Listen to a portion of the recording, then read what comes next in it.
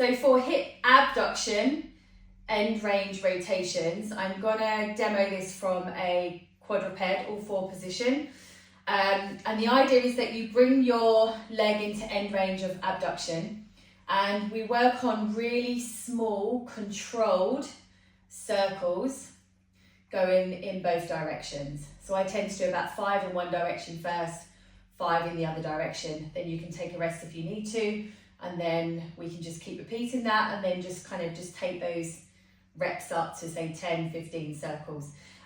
So the idea is that we try to stay as close to end range as possible with these, with no kind of compensating spine rotation, anything like that through the body, no bending of the elbows.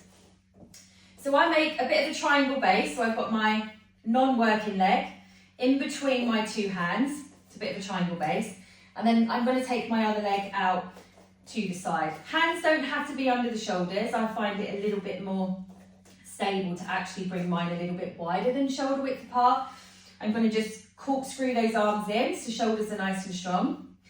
And I tend to just point my foot here. Now the end range rotations, you want to make sure, imagine there's a pencil and you're trying to take your foot around that pencil. So they're really small controlled circles. So we're going to bring that up as high as it goes into end range, making sure we're not bending elbow or using anything else to try and get that a bit higher up. And then we're going to do mini circles from that point. So I can go about 5 in one direction and then reverse 5 in the other direction. Now there's no wrong or right as to where this leg needs to be. Our whole range of abduction is pretty much all of this until the leg comes back into extension. So I can do some here. I can do some here where the foot's on the same line as the hip. The further forward I take that leg, the harder this is going to be. The further back it is, the easier it's going to be.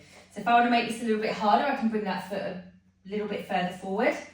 Your end range will probably be a little bit lower, and then we can do those end range rotations from here, and then I can keep bringing that foot a bit further forward.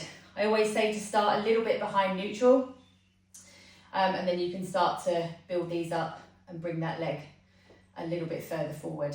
So that's end range rotations for hip abduction.